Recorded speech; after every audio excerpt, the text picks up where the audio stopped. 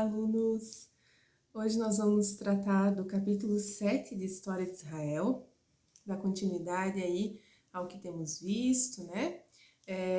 O capítulo 6 nós falamos a respeito de Salomão, do seu reinado, da construção do templo, certo?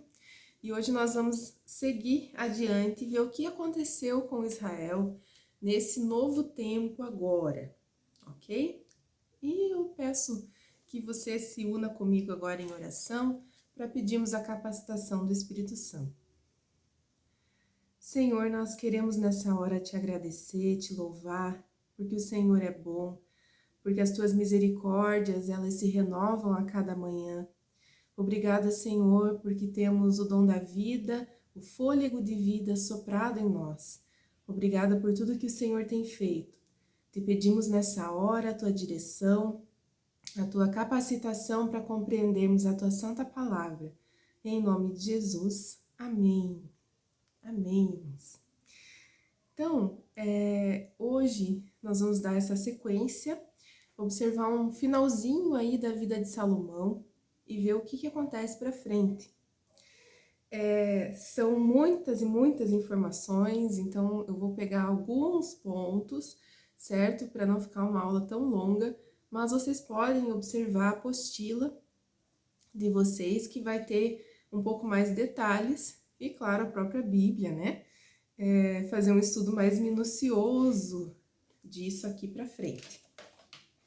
Bom, nós vimos que Salomão, ele foi um rei que no início foi bom, cumpriu com aquilo que Deus desejava, mas foi se permitindo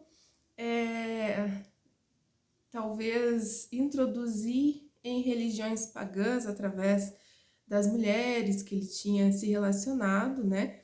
E foi querendo agradá-las que ele foi permitindo que houvesse também cultos pagãos dentro do território de Israel, né? E aí vemos que Deus se ira com Salomão. E eu gostaria que você acompanhasse comigo. Nós vamos fazer uma análise pela palavra mesmo, né? Aí depois vocês podem ler a apostila, certo? Mas eu vou pegar alguns pontos, alguns textos bíblicos. Eu gostaria de começar com vocês em 1 Reis 11, que vocês abrissem comigo, acompanhassem, marcassem na Bíblia de vocês esses versículos, que eles são uns versículos-chave, né? E que através desses versículos é possível termos uma compreensão mais panorâmica dos acontecimentos, né? Então, 1 Reis 11 é aquele momento em que Deus ele demonstra ali que não estava satisfeito com Salomão e com aquilo que ele havia feito.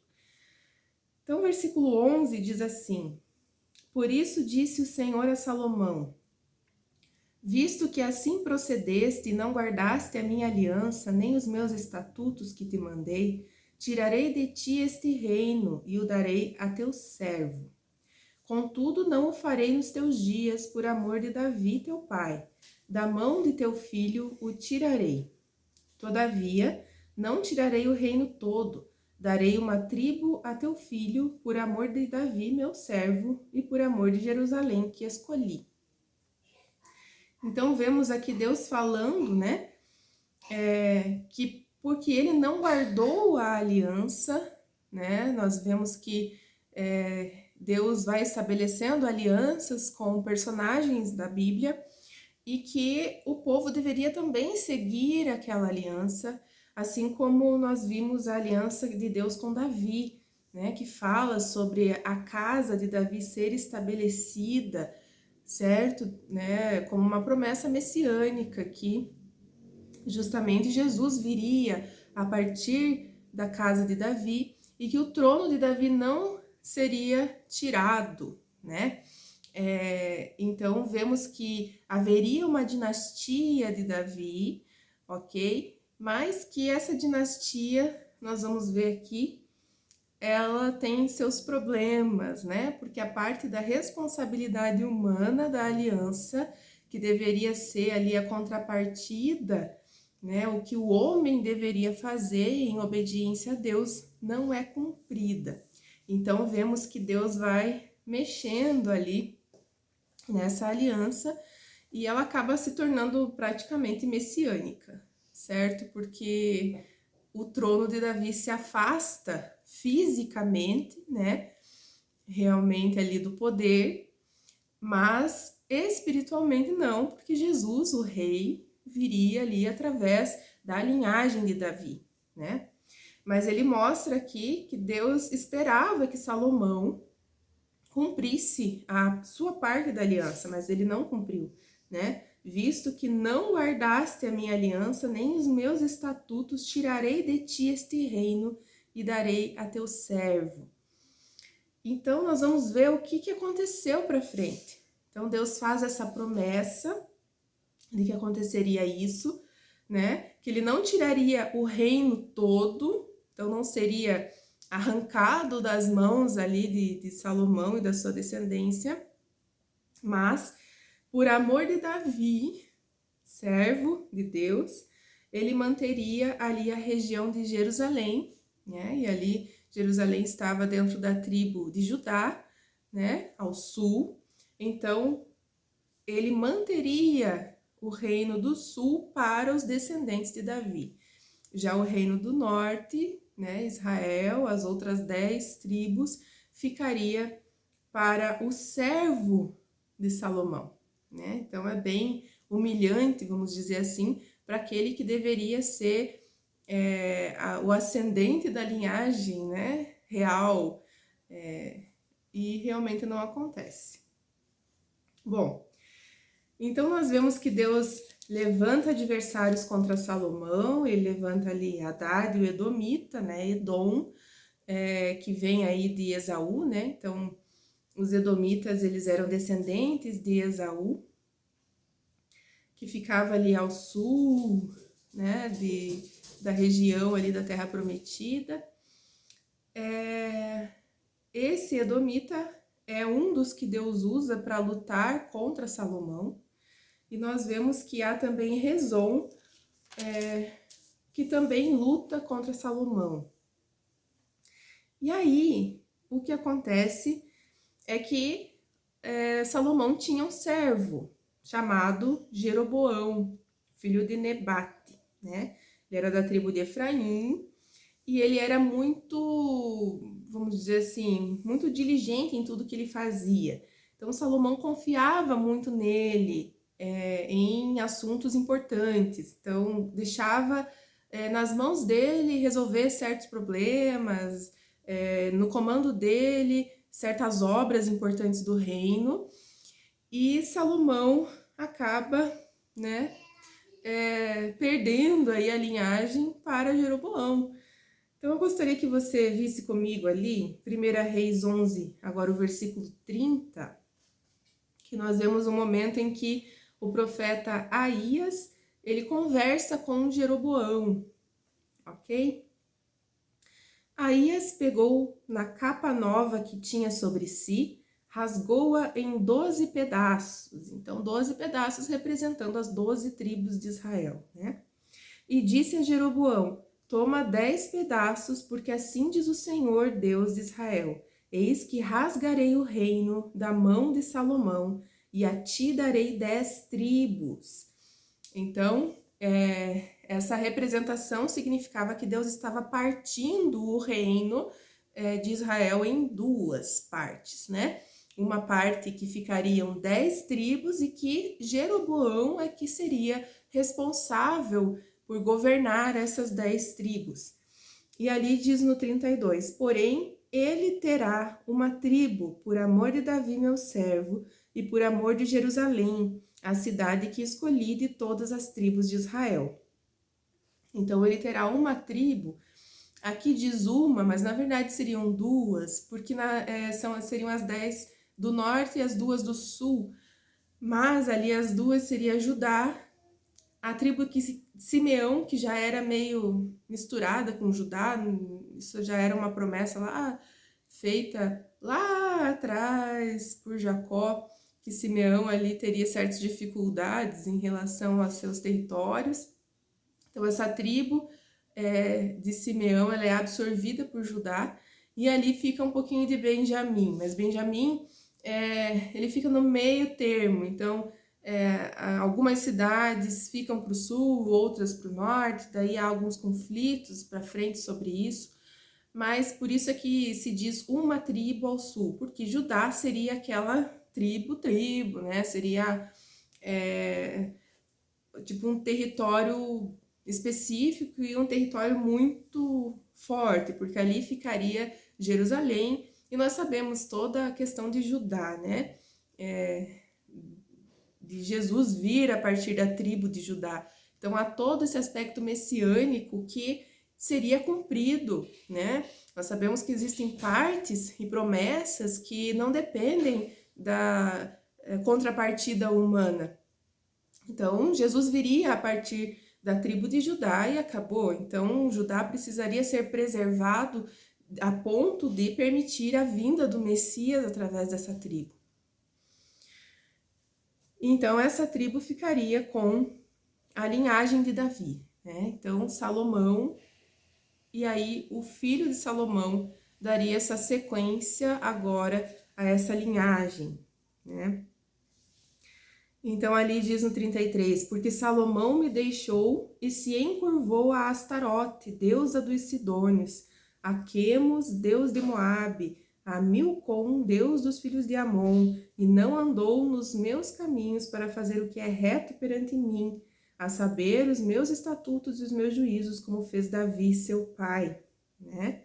Então, mostra que a decadência de Salomão, que ele justamente se encurvou aos deuses pagãos, e o fato disso ser altamente abominável a Deus não poderia ficar impune, né? Mas Deus mesmo assim age com misericórdia, permitindo que ainda assim mantivesse a linhagem real ali, apesar que seria só de uma tribo, né?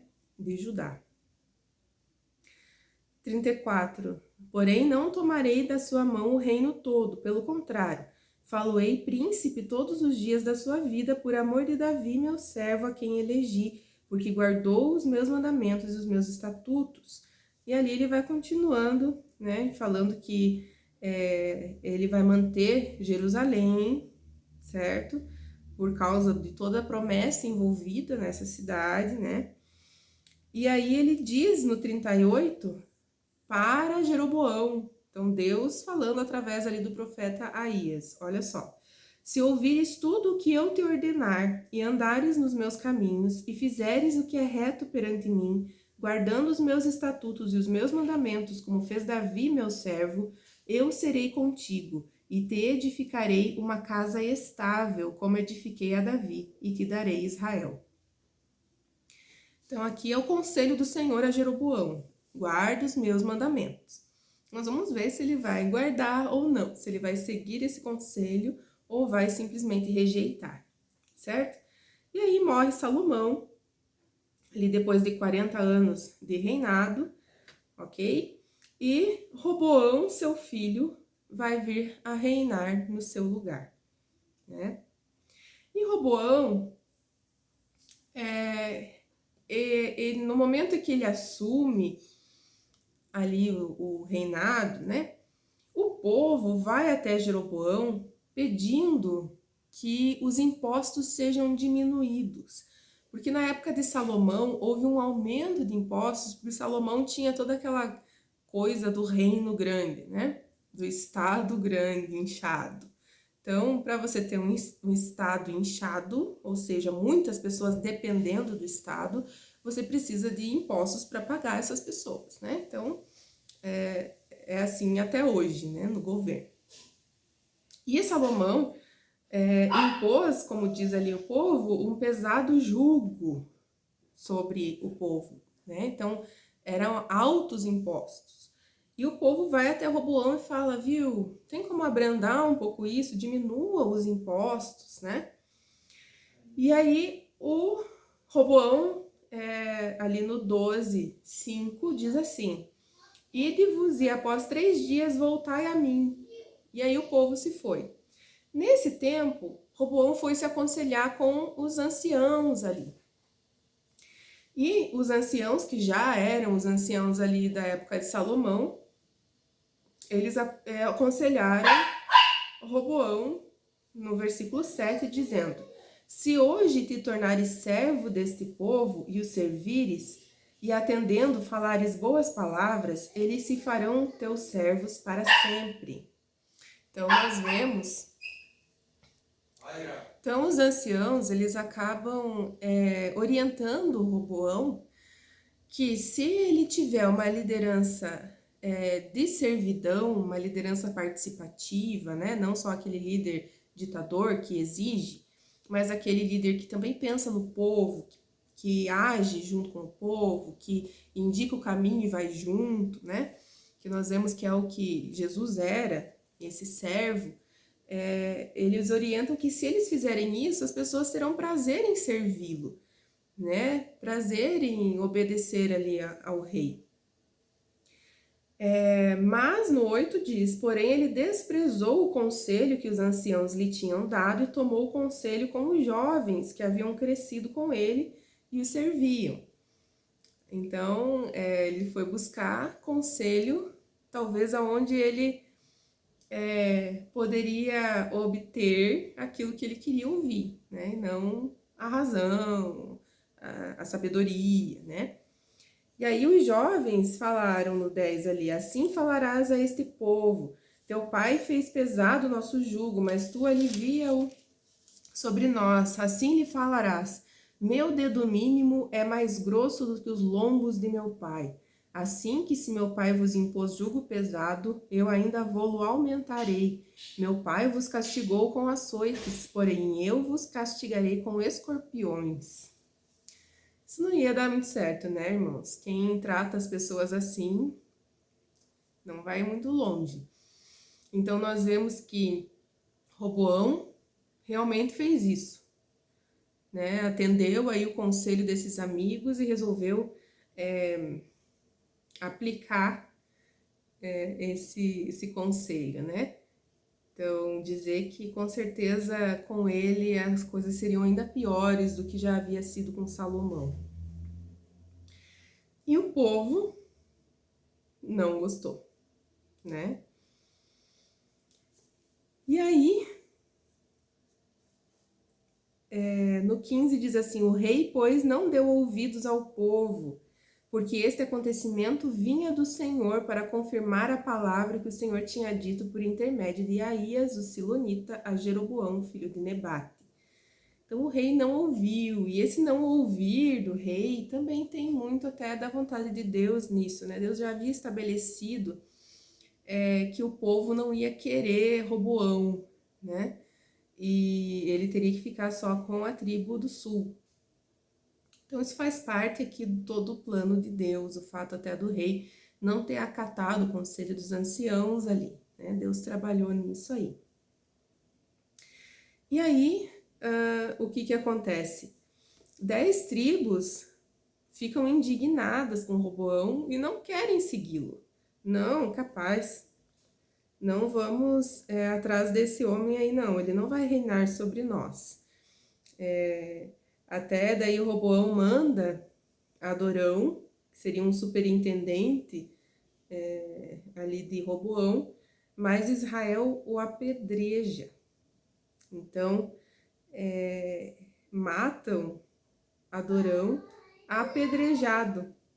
Então, isso mostra justamente a indignação que o povo de Israel, então Israel, a maior parte do povo de Israel ficou contra Roboão. E ali no versículo 20 diz assim: tendo ouvido todo Israel que Jeroboão tinha voltado, mandaram chamá-lo para a congregação e o fizeram rei sobre todo Israel. Ninguém seguiu a casa de Davi, senão somente a tribo de Judá. Então, foi realmente realizada aí a promessa de Deus se cumpriu, né? Aí o Roboão quer pelejar contra as 10 tribos. Não, vamos conquistar novamente e tudo mais. Mas aí Deus intervém. No 24 diz o Senhor: não subireis nem pelejareis contra vossos irmãos, os filhos de Israel. Cada um volte para a sua casa, porque eu é que fiz isto. E obedecendo eles a palavra do Senhor, voltaram como este lhes ordenara. Nós vemos aqui que Deus intervém e eles obedecem. Pelo menos aí eles obedeceram, né? E agora, vem agora o outro lado, né? Jeroboão. Lembram que Deus havia avisado Jeroboão que ele deveria guardar os caminhos do Senhor, os estatutos do Senhor. Mas o que acontece? Jeroboão, então, como ficou para o norte, e o lugar onde estava o templo era Jerusalém, ao sul, Jeroboão, ele não estava muito satisfeito com o fato de que as pessoas teriam que ir para Jerusalém para adorar a Deus, né? Porque daí eles estariam entrando em território inimigo, vamos dizer assim, e podiam aí até se agradar desse território ou serem influenciados a derrubarem ele como rei, né? E começarem a obedecer Roboão. Então, no 27 diz assim: se este povo subir para fazer sacrifícios na casa do Senhor em Jerusalém, o coração deles se tornará a seu senhor, a Roboão, rei de Judá, e me matarão e tornarão a ele, ao rei de Judá. Pelo que o rei, tendo tomado conselhos, fez 2 bezerros de ouro e disse ao povo: basta de subires a Jerusalém. Vês aqui teus deuses, ó Israel, que te fizeram subir da terra do Egito. Pôs um em Betel e outro em Dan. Ai, ai, ai, né? Então, como se não bastasse ele não permitir mais que que as pessoas, né, do reino do norte fossem até Jerusalém para adorar a Deus, ele ainda construiu bezerros, né? Bezerros de ouro, fez 2, um ele deixou ali em Betel e o outro em Dan. E fez com que as pessoas achassem que aquele era Deus. Então ele falou, ó, eis aí o teu Deus que o tirou da terra do Egito, né? Então olha que, né, terrível para Deus ter que ouvir isso, ver isso mais uma vez, né? Eles não lembraram tudo o que aconteceu lá no deserto, justamente quando Deus tirou o povo do Egito, né? Já havia acontecido a história do bezerro lá. E agora ele manda fazer. Então, vemos que Jeroboão não seguiu aquilo que Deus queria. Aí ele também fez santuários nos altos, né? E dentre o povo, constituiu sacerdotes que não eram dos filhos de Levi. Então, como vocês devem lembrar, né? Os sacerdotes, eles eram levitas, então dentro da tribo de Levi, mas especificamente da família de Arão. Então, todos os sacerdotes tinham que ser obrigatoriamente da linhagem de Arão. Mas ele sabia que os sacerdotes não iam se submeter a adorar ali bezerros de ouro, né? Ou a outros altares ali a deuses pagãos. Então, o que ele fez? Ele criou os próprios sacerdotes de linhagens quaisquer, desculpa aí. Então ele não estava preocupado mais com temer a Deus, ele estava só pensando no poder, que ele não conseguiria perder esse poder para Roboão ali, que ficou ao sul. Certo? E aí, no 13, há um profeta que vem predizer contra esses altares que que Jeroboão estava fazendo, né? Então veio lá um homem de Deus de Judá, ele veio a Betel e ele fala com Jeroboão, né, que vai haver juízo sobre tudo isso aí que ele está fazendo. Deus não vai deixar barato isso, né? E que teria ali uma situação bem difícil para frente. Aí Jeroboão, ele diz que não acredita, né? E aí ele estende a mão ali para o altar de Betel, e quando ele estende a mão dele se fecha, né? Secou, e ele não conseguia mais recolher a mão. Então ela parou lá. E então ele pede, implora por favor a Senhor aí para que o Senhor me permita recolher a mão novamente, Deus permite, né? Mas Jeroboão não mudou com essa situação aí, ele não estava nem aí para isso, né?